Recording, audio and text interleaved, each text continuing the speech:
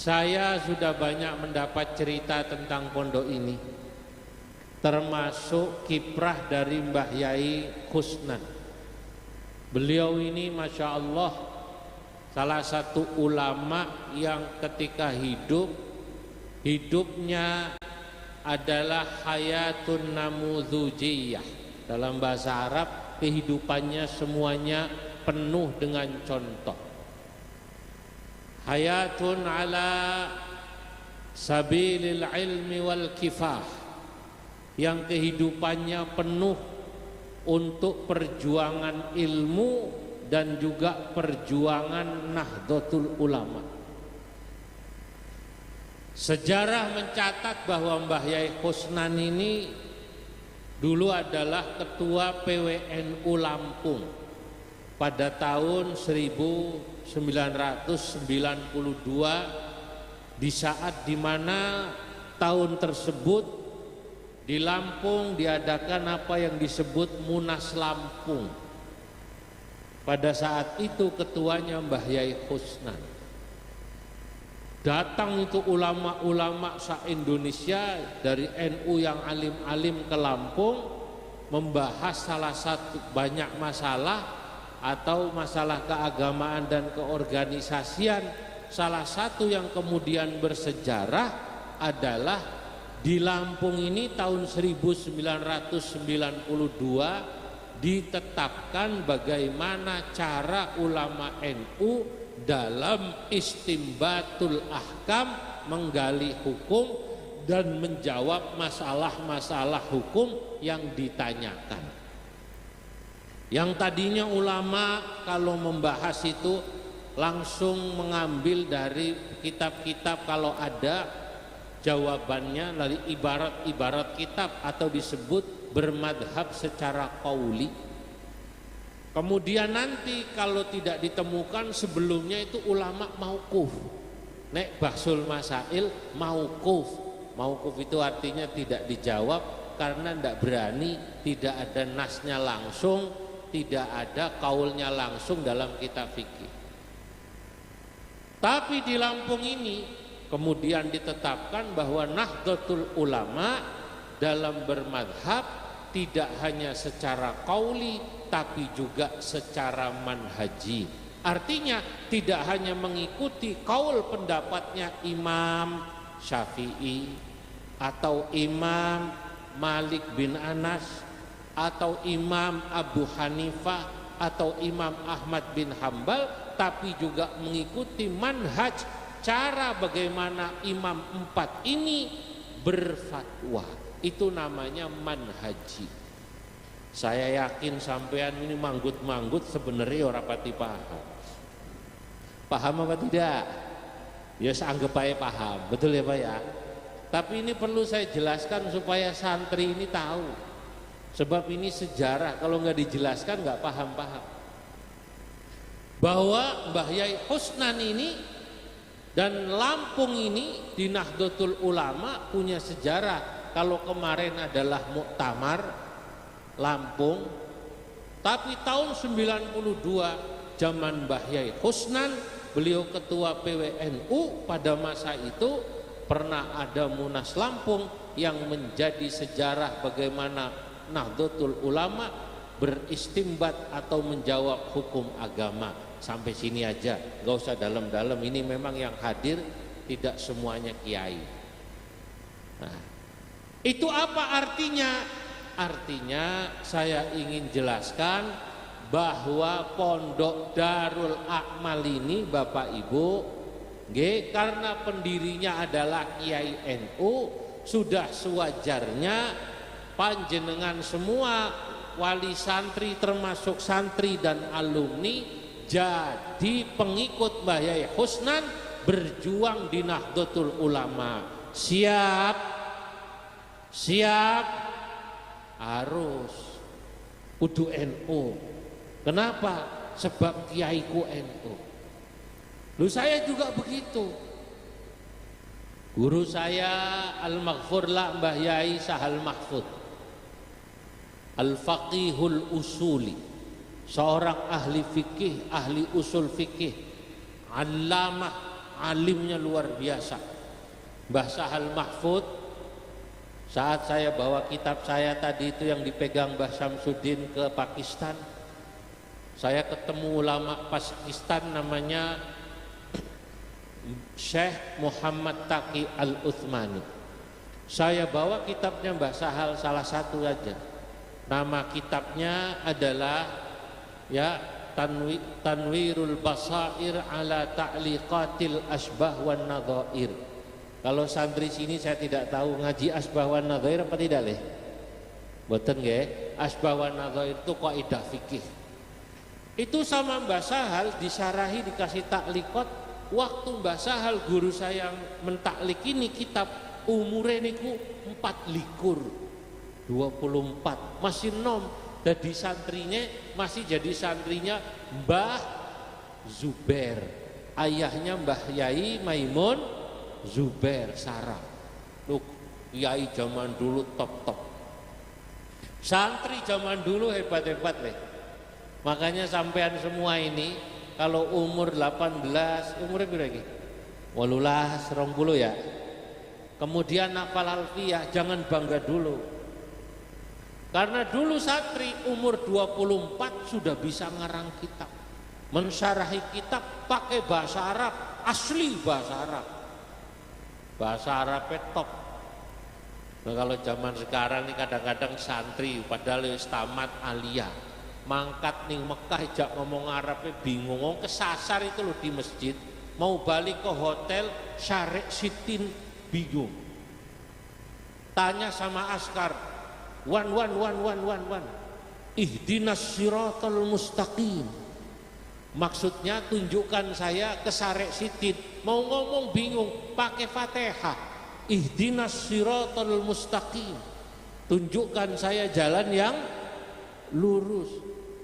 Yang ditanya bingung, ya fin yakni siratal mustaqim fin, mana ada di sini namanya siratal mustaqim, mana itu siratal mustaqim?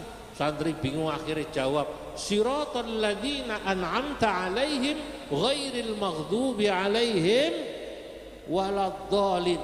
Temennya askar nyaut, amin. Iku tamat aliyah. Sing tamat sanawiyah lucu lagi. Cuman tamat sanawiyah Darul Akmal keluar, pindah SMK. Keluar dari Masjidil Haram, beli kudungan, ditawari sorban sama askar, kata askar, haji khams rial, Siti Rahmah khams rial. Dilihat tangannya kok 5, mau nawar 2 rial bingung. Untung ingat sholat subuh, dia bilang wan rakaat ini. Maksudnya riala ini, tapi bingung bahasa Arabnya riala ini nggak ngerti, ingatnya sholat subuh. Dia bilang wan rakaat ini, tangannya karo ngene. Yang dagang paham, potongannya Indonesia Lampung Metro, Lampung Tengah, Lampung Timur. Kata yang dagang, la salasa rakaat fardhan lillahi ta'ala Allahu Akbar. Nek gelem telu, maksudnya telung real, tapi karena dia bilang rakaat ini, dijawab salasa rakaat fardhan lillahi ta'ala Allahu Akbar. Saking senenge alumni sanawiyah Darul Akmal jawab mustaqbilal kiblah lillahi ta'ala. Jadi itu jual beli. Zaman Mbah Sahal enggak. Mbah Sahal umur 23 tahun mensyarahi Ghayatul Wusul. Menjadi kitabnya namanya Thariqatul Husul ala Ghayatil Wusul. Kitab ini dibaca di Maroko. Sampai ngerti Maroko? Bu, tahu Maroko tahu? Maroko dari Lampung ngulon terus 14 jam luwih. Itu Maroko seberangan sama Andalusia. Yang tadi kata MC, ini Alfiyah yang tadi dibaca itu ditulis oleh Imam Ibnu Malik, asalnya Spanyol. Spanyol itu bahasa zaman dulunya Andalusia. Nah ini seberangan. Saya sudah 2 kali ke Spanyol, ke Andalusia. Dari Maroko sekali nyebrang lewat Selat Gibraltar, atau zaman dulu disebut Jabal Torik. Naik perahu saya nyebrang sama kayak Lampung, Merak, Bakauheni. Yang kedua saya dari Berlin langsung terbang menuju Spanyol. Kenapa? Saya zaman jadi santri kayak sampean ini, kayak ini nih. Saya ingat guru saya bilang begini. Kun rajulan rijluhu fit thara wa himmatuhu fit thuraya. Hai para santri, jadilah kau orang yang memang kakimu menginjak bumi, tapi himmatuhu, cita-citamu, fit thuraya, ada di bintang suraya. Saya juga dulu ngapalin Imam Ibnu Malik Alfiyah ini. Saya mikir ini yang ngarang orang Spanyol. Zaman jadi santri kok sampean iki. Saya mikir kapan-kapan aku kudu tekan Spanyol. Saya baca kitab Jurumiyah yang ngarang Imam As-Sonhaji. Imam As-Sonhaji asalnya Maroko. Saya mikir waktu jadi santri nah, aku kudu tekan Maroko. Alhamdulillah karena cita-cita tinggi sampai Maroko, sampai Spanyol. Nah, maka saya ingin cerita ini bahwa Mbah Sahal itu sama seperti Mbah Husnan dulu adalah ulama NU. Saya bawa kitabnya itu ke Pakistan. Saya bilang guru saya ini orang alim, nggak pernah belajar di luar negeri, belajarnya di Indonesia, tapi alamah ngajar kitab, bukan sekedar hafal alfiyah. Ini hafal alfiyah hafal. Sampai harus bisa baca fahmil makro dan juga kemudian bisa mensyarahi, bahkan kalau perlu bisa bikin contoh nazom kayak alfiyah. Oh, kitab saya ada di Mbah Samsudin, tolong perlihatkan Mbah Yai. Nah, aku ngarang kitabku, iku isine nazom semua, baharnya sama, rojas seperti bahar yang dibaca Imam Ibnu Malik. Itu saya ceritakan dalam kitab itu, saya kasih nama judulnya Al-Manzumatun Nawawiyah wal Khasaisun Nahdiyah. Ini nazam dalam kitab itu menceritakan tentang seorang ulama besar bernama Imam Nawawi atau Syekh Nawawi Al-Bantani. Kebetulan buyut saya ceritakan di situ. Saya katakan wa min kibaril ulama min jawina ardut tanara maulidan hujadduna al-Bantani qad nasabu asalatan Syekhal Hijaz iqballahu maqalatan wa khudh akhi dirasatan syakhsiyatan lin Nawawi katabtuha hubbiyatan tafsir kitabuhul masyhur tafsirun bahi munirudun ya wa hafidun yabtahi wa ba'dahu tawshihu syarhun qad wafa bayana taqribin ala man iqtafa allamana maraqiyal ubudiyah syarhan alal bidayatil ghazaliyah. Niki panjang nazamnya. Lah saya bikin nazam ini itu karena dulu saya ngapalin alfiyah, jadi gampang, polanya ketahuan.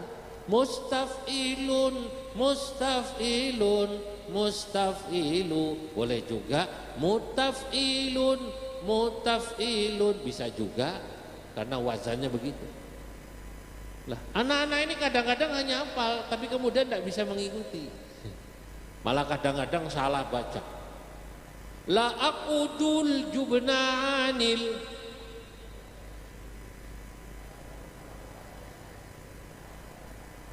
bener ini. La aqudul jubna'anil haijai walau tawalat zumarul a'dai. Sebab ada santri yang baca salah. La aqudul jubna'anil haijai, saya tidak akan duduk-duduk saja, tidak ikut perang karena takut. Walau tawalat zumarul a'da'i, walaupun musuh jumlahnya banyak. A'da'i keliru dibaca Kiai. La aqudul jubna anil haijai walau tawalat zumarul PKI. Zumarul a'da'i jadi zumarul PKI. Nah, jadi saya ingin ceritakan itu sampai ulama Pakistan kagum. Masya Allah, hadza syaikhukum. Aywa, saya bilang hadza syaikhi. Madarasa fi syarqil awsat wala fil haram, walakin fadilatuhu radhiyallahu anhu innama darasa bas min ulama'i Jawa. Saya katakan guru saya tidaklah pernah belajar di luar negeri, tapi beliau hanya belajar di Jawa. Beliau hanya belajar dari ulama tanah haram namanya Syekh Yasin Al-Badani. Nah, Mbah Sahal niku NU. Maka saya waktu jadi santri, saya lihat perjuangan Mbah Sahal. Dari sebelumnya beliau adalah Rais Syuriah PWNU Jawa Tengah. Kemudian naik jadi Wakil Rais Am PBNU. Sampai kemudian naik jadi Rais Am PBNU 3 periode, lalu tapi di tengah jalan beliau wafat. Lah itulah yang membuat saya secara alamiah santrinya akhirnya ikut kiai berjuang di Nahdlatul Ulama. Dan sekarang santri-santri beliau ya NU semua. Maka ini harus saya sampaikan kepada santri Darul Amal, juga wali santrinya, karena saya hadir di sini ini kapasitas saya wakil ketua umum PBNU. Saya harus ya sosialisasi, promosi NU. Bagaimana cara saya mempromosikan kepada Anda semua? Saya katakan Mbah Yai Husnan zaman hidupnya dan putra-putra semua, beliau yang di sini pengasuh para guru, para kiai NU semua. Saya mau tanya, jenengan semua mau ikut NU mau? Purun derek NU purun? Pun aktif di NU dimanapun Bapak Ibu berada, di Ranting, di MWC, kalau muslimat ya di Ranting maupun di PAC, dan selanjutnya nanti IPNU, IPPNU, begitu juga nanti Ansor dan Fatayat serta muslimat. Ini yang pertama. Yang kedua,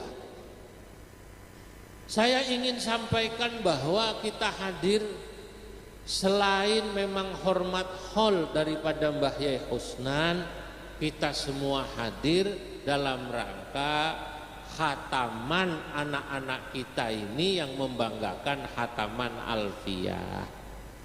Alhamdulillah, saya dengarkan tadi di sana sambil duduk kalau saya hadir. Lah ini Bapak Ibu beruntung, kita semua beruntung yang pernah ngaji dengan para kiai di pondok, apakah kitab Alfiyah, apakah Imriti, apakah Jurumiyah. Kenapa? Karena kiai-kiai di pondok itu punya kelebihan. Kelebihannya menurut saya ini ya, pondok-pondok NU itu kelebihannya pertama, nopo kelebihannya? Sanad. Sanad itu artinya mata rantai. Maka mukaddimah saya tadi bicara tentang sanad.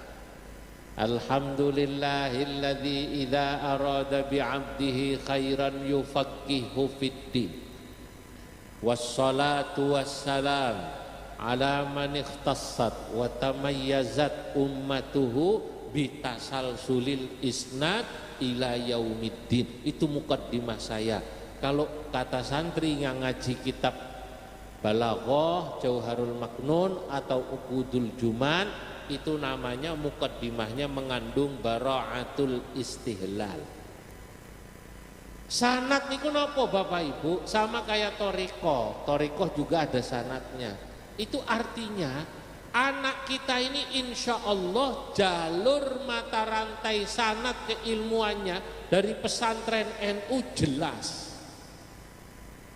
Sampai nggak akan khawatir anak Anda belajar di pesantren akan jadi ekstrim kanan, radikal, maupun kaku, atau juga menjadi ekstrim kiri, liberal. Karena kiai pondok itu la radikalian, wala tekstualian, wala liberalian, walakin tawassutian wa manhajian.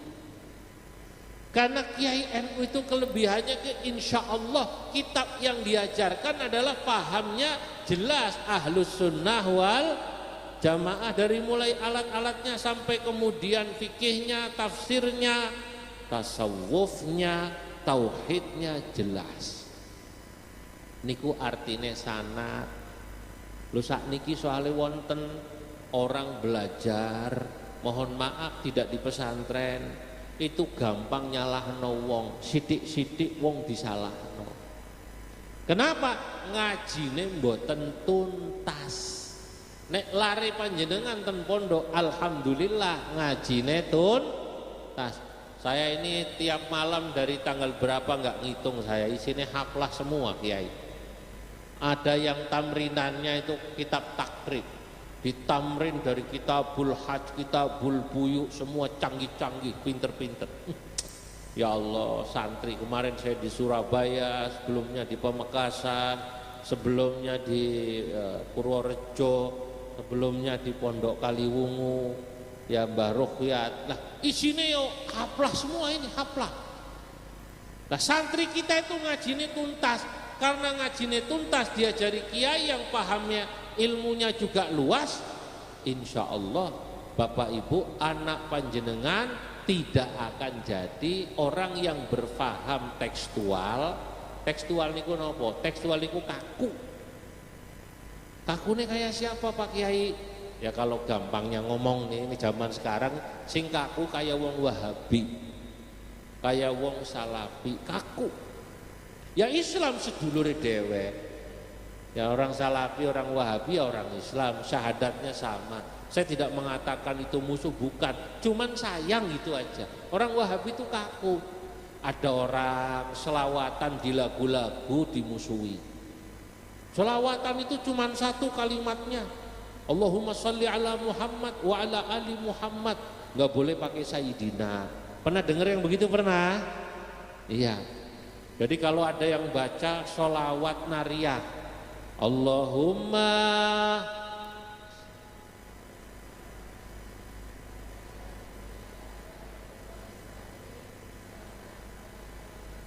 taman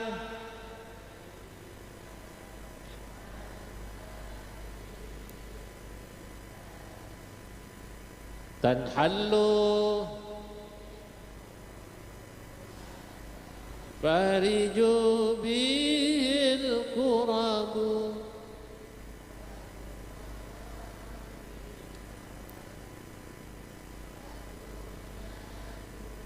bihir ghaibu wa husnul yustasqal biwajhil karim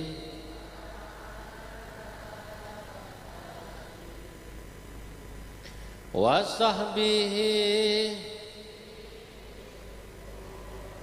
lamhatin wa nafasin kulli ma'lumillah. Lah kalau orang Wahabi bilangnya nggak boleh sholawat cuman Allahumma sholli ala Muhammad, nggak ada lafal lain, nggak ada sholawat nariyah, nggak ada sholawat nahdiyah. Kalau NU ada sholawat nahdiyah barang. Sholawat tadi, sholawat apa namanya? Kamilah, saya untung dengar benar nih bacanya. Sebab ada juga kiai yang bacanya Allahumma sholli sholatan Kalimantan Selatan. Oh, Kalimantan Selatan. Kamilatan jadi Kalimantan Selatan. Lah, kalau NU tidak, kalau di pondok diajarkan Wong ayatnya dalam Al-Quran kita diperintahkan membaca sholawat. Ini perintahnya umum namanya. Perintahnya apa? Umum. Innallaha wa malaikatahu yusalluna 'alan nabi ya ayyuhalladzina amanu sallu wa sallimu taslima. Kata Allah, wahai orang beriman, sesungguhnya Allah dan malaikatnya semua membaca salawat kepada Nabi, maka bacalah oleh kalian salawat kepada Nabi kalian.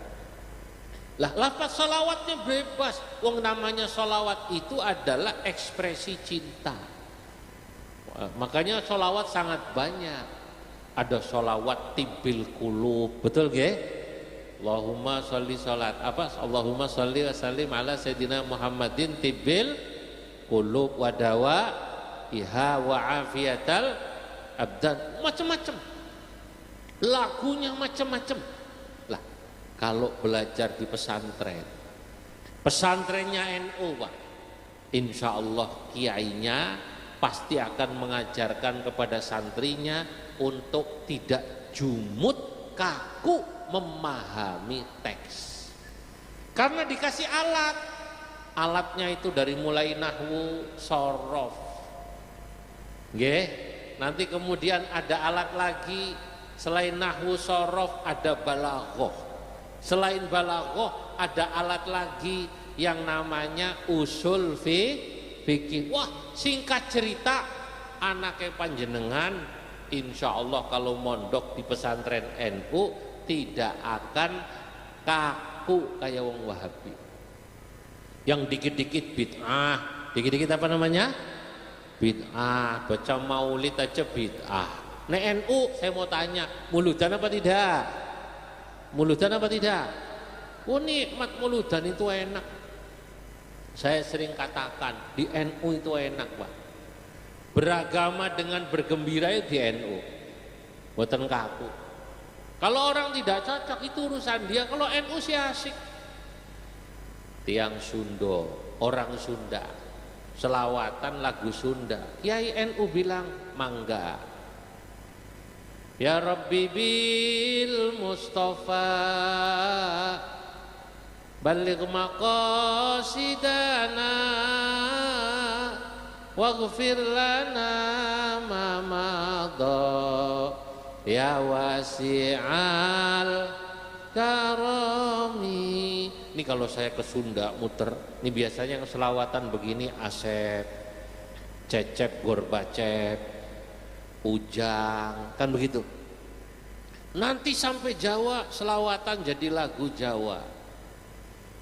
Ya Rasulullah salamun alaik ya Rafi'asya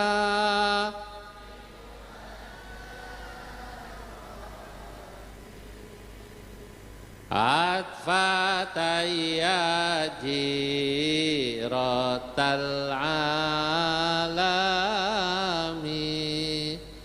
ya uhailal judi wal karami ya uhailal judi wal karami. Solawat sampai Papua lagunya Apuse Kokondau. Ya Nabi salam alaik, ya Rasul salamun alaik. Lah, itu di sana begitu. Nanti sampai Padang lagunya Ayam Delape. Ya Nabi salam alaika, ya Rasul salam alaika, ya Habib salam alaika, salawatullah alaika. Saya bahkan pernah diundang oleh Wakil Menteri Perhubungan Malaysia. Menteri Perhubungan itu Kiai, kalau di Malaysia sebutannya Menteri Pengangkutan. Lucu bahasa Malaysia.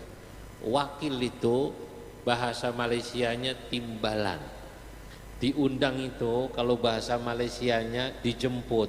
Jadi saya pernah dijemput timbalan Menteri Pengangkutan Malaysia, Dato' Abdul Aziz namanya, di Johor. Muludan saya. Rupanya banyak orang keturunan Jawa. Pas saya hadir muludan malam-malam ngaten niki sebelum pengajian makan lontong, tiba-tiba saya dengar orang sana manggil temennya, Ji, Rene Ji, mangan sik Ji. Kata saya, kok orang sini bisa ngomong Jawa? Kami ini keturunan Jawa, iki wong Pekalongan baik, iki wong Pacitan, iki wong wah macam-macam. Di sana orang selawatan lagunya Melayu, sesuai dengan kearifan lokal. Lagunya Melayu, ya lagu Cinda itulah kalau di sini. Ya Rasulullah, salamun alaik, ya Rafi'asya, atfatayaji, rotal alami.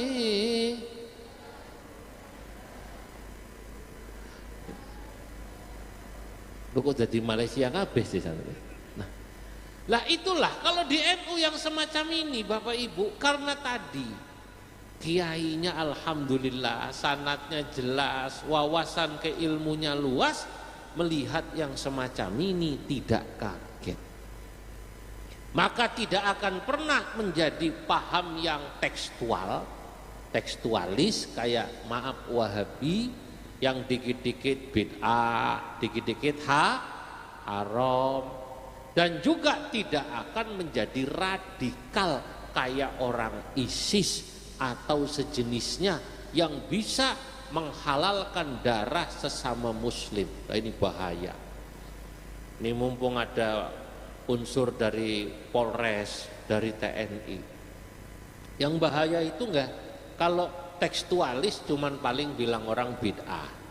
Tapi kalau sudah radikal ini bahaya, karena sudah sampai pada tahap mengkafirkan sesama muslim.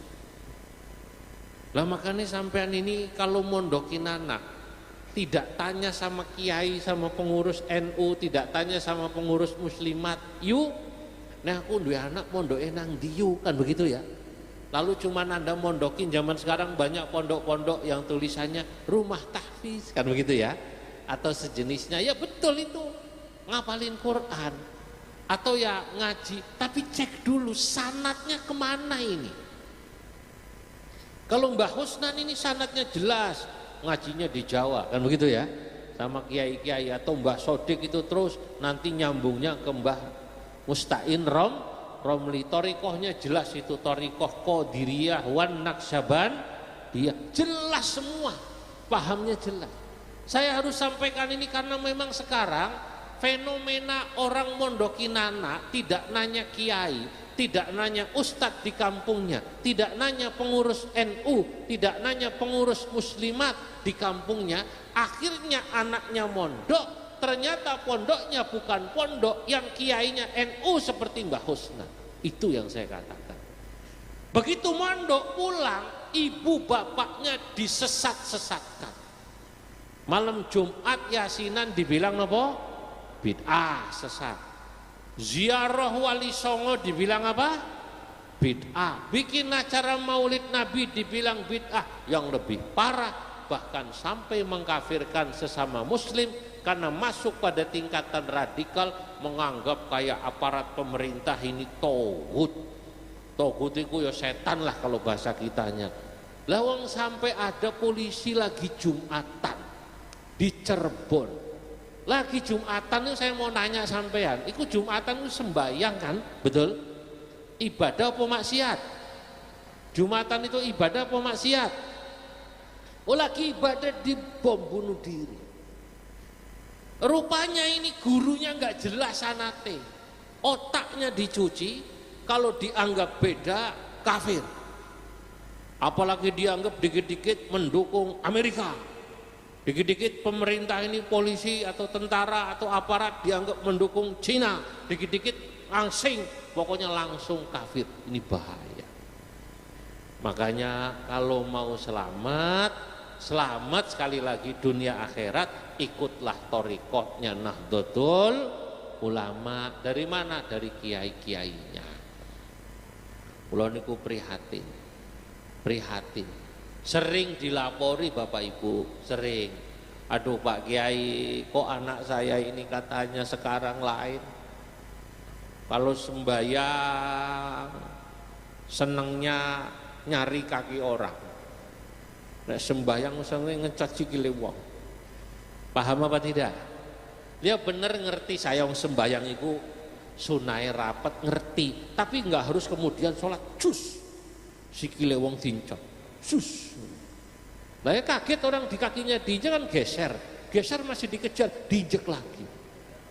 Saya pernah di Pekalongan pengajian, kemudian panitianya cerita, Pak Kiai, sekarang ini katanya di Pekalongan rame aliran Islam 3/4. Saya kaget, aliran Islam 3/4 barang lu Kiai.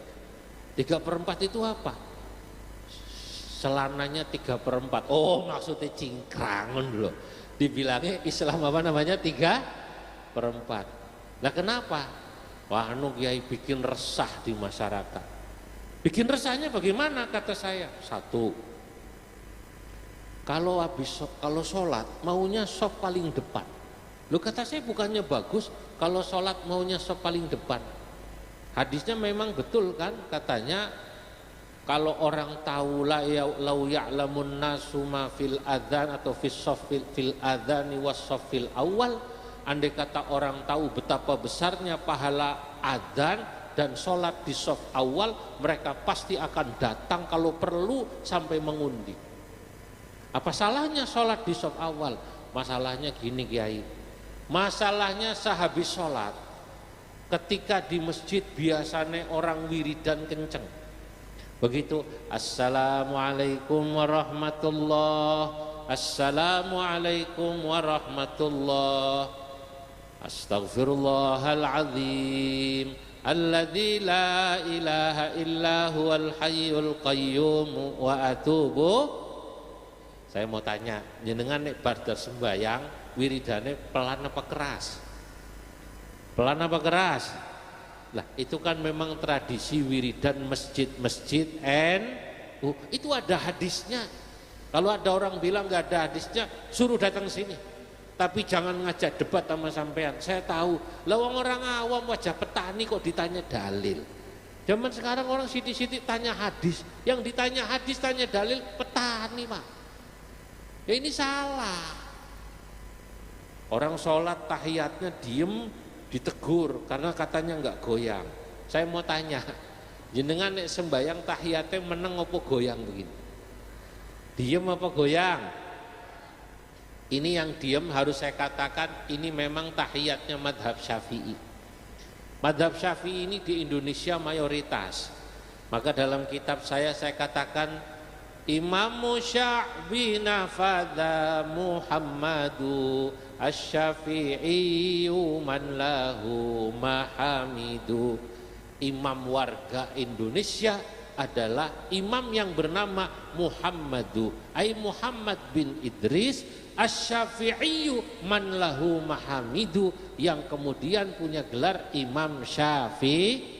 Lah sholat tahiyatnya diem kalau Imam Syafi'i. Memang ada yang tahiyatnya goyang, contohnya madhab Maliki. Kalau nek ten Maroko, kalau di Maroko tadi orang Maroko kalau sholat tidak sedekap. Ini supaya tahu. Allahu Akbar, lurus tangannya. Kalau kita Allah, nah, ya itu juga saudara kita Muslim. Tapi nggak perlu kemudian menganggap orang bid'ah kalau tangannya nggak begini. Di Maroko orang tahiyat goyang-goyang Pak. Lah di Indonesia ini ada orang yang mohon maaf baru belajar agama sedikit, baru baca buku terjemahan, tiba-tiba menyalahkan orang yang amaliyahnya lama mengikuti Imam Syafi'i. tahiyate diem ditegur, mas sampean sembayang tahiyate meneng kuwi ana hadise ora, ngerti hadise ora, tahu dalilnya apa ndak? Kalau nanti ada orang nanya gitu, sampean jawab ya, ini Pak, sampean lihat wajah saya, wajah petani apa wajah kiai? Ngaten nggih? Kula ajari cara jawabnya. Sampean lihat wajah saya, wajah petani apa wajah kiai? Nek sampean ngerti aku petani, ojo takoki dalil. Nek kiai lho, Pak Yai yang ada di pondok. Saya itu ngaji wis percaya nek sembayangku kawit cilik ngene iki. Ora goyang-goyang. Betul apa tidak? Aku kawit cilik diajari nek wiridan banter. Ya. Ini yang tadi disebut Islam 3/4 itu kalau ada orang wiridan keras ditegur. Wiridan masing-masing diem aja. Ya ora iso toh. Wong awam kon meneng kabeh, akhirnya orang ngerti wiridan. Inilah yang terjadi Bapak Ibu. Kemarin saya dapat laporan di Jambi. Ada masjid, wong Jambi ini wong Jambi. Nah di Jambi itu ada masjid musola, dikira itu sudah bukan NU, dikira sudah bukan apa namanya NU, karena subuhnya udah nggak kunut, wiridannya sudah pelan. Waktu ditanya sama kiai teman saya dari Jawa, lu ini kok jadi masjid bukan NU gimana? Lu masih NU, saya NU kiai. Lu kok sampai nggak kunut? Nggak ada yang ngajarin doa kunut, maka saya nggak hafal kunut.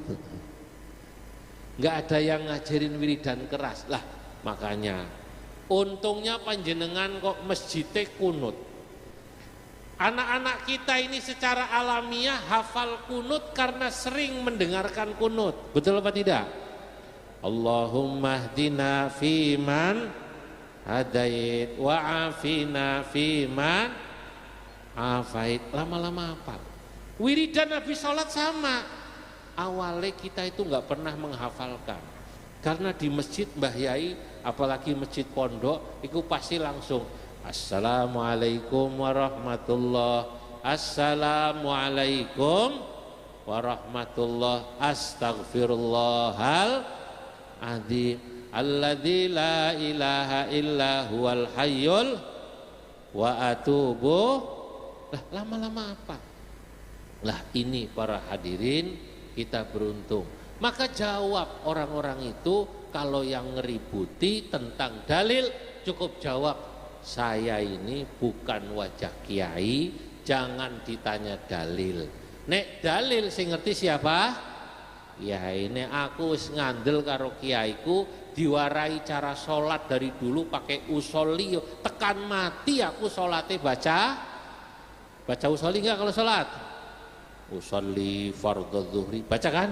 Lu sekarang ada orang yang jelas-jelasan ingin menunjukkan bahwa dia tidak usolli, itu sholatnya di samping kita sampai ngomong begini.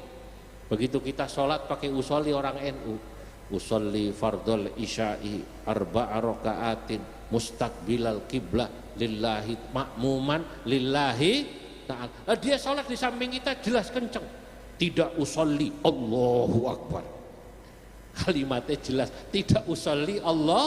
Wah, nah ini. Jadi sekali lagi untung dengan mondok di pondok NU, andaknya insya Allah tidak akan radikal, tidak akan mengkafirkan sesama muslim, apalagi membunuhnya, tidak juga gampang mensesatkan orang. Insya Allah tidak juga liberal. Liberal itu Bapak Ibu yang apa-apa boleh. Wis ora ono Quran, ora ono hadis yang dipakai akal. Kawin sesama jenis boleh, kawin beda agama boleh. Alhamdulillah anak kita di pondok kuat yang namanya pondasi keagamaannya. Itu yang pertama, kelebihan ulama pesantren menurut saya niku sanad. Kedua, nah, apa kelebihan para ulama kita? Ulama kita itu kelebihannya yang kedua adalah pada akhlaknya yang hebat, ikhlas wara, zuhud, niki akhlak. Saya yakin pondok Darul Akmal ini tidak akan bisa menjadi pondok yang besar semacam ini, yang kemudian yang tahtiman alfiyah saja malam ini ada berapa leh? 170. Santrinya berapa ribu total? 2000 sekian. Ini tidak akan pernah bisa menjadi pondok besar kecuali karena Mbah Yai Husnan dulu pendiri Ikhlas. Maka kita ini pelanjutnya, putra-putranya saya sampaikan, cucu-cucunya. Panjenengan itu ditinggali pondok, yayasan sama Mbah Husnan ini berat. Karena beliau dulu itu mendirikannya ikhlas. Kalau kemudian pelanjutnya tidak ikhlas, saya tidak tahu apa yang terjadi. Saya ulangi, saya tidak tahu apa yang terjadi kalau kemudian tidak ikhlas. Orang-orang ikhlas itu cirinya ta'limuhu yalsya. Ta'limuhu yalsya itu kalau diterjemahkan, nek mulang, nek kiai ne ikhlas, guru ne ikhlas yang ngajar, iku ta'limuhu yalsya. Nek mulang ilmu neku nancep Pak. Plek. Contoh, yang pernah jadi santrinya Mbah Husnan misalnya siapapun, ini ada nggak yang hadir alumni? Ada apa tidak? Wonten nggih? Nih mungkin dulu ngaji sama Mbah Yai Husnan sebelum tahun 2000. Apa yang beliau ajarkan? Ini kalau orang yang dulu ngaji sama kiai-kiai tua, kula nggih ngaos kali guru kula Mbah Sahal, Mbah Abdullah Salam, Al-Arif Billah, ini guru kula nih. Guru saya itu yang satu memang sufi, Mbah Abdullah Salam. Walaupun saya waktu itu masih sangat muda, tapi saya mendapatkan ilmu yang luar biasa. Mbah Abdullah Salam, Bapak Ibu, itu kalau ngaji toreko itu yang hadir lebih dari 5.000. Iku sing ngaji kabeh dikasih makan soto, asal sabar semua dikasih makan soto. Itu kalau ngaji itu sederhana kalimatnya, pakai bahasa Jawa, tidak pakai retorika yang menarik seperti pembicara-pembicara hebat. Beliau sederhana, paling ngomongin ngene iki kalau pakai bahasa Jawa, wong kuwi wis sanjange Mbah Dolah, nek pengen uripe berkah, sing hati-hati, sing jujur. Dagang ojo ngurangi timbangan, ojo ngapusi wong, ojo nyusahno wong, insyaallah uripe barokah, anake pinter-pinter, rizkine akeh. Nek mulang ngaten tok itu. Tapi ya Allah yang ngaji banyak ribuan. Yang saya kagum itu Mbah Abdullah Salam, kok ngasih makan orang tiap minggu segitu banyak soto, nggak bosen Mbak, nggak pernah bikin proposal. Nah zaman sekarang kan kalau bikin acara ribuan wis pasti gawe apa proposal.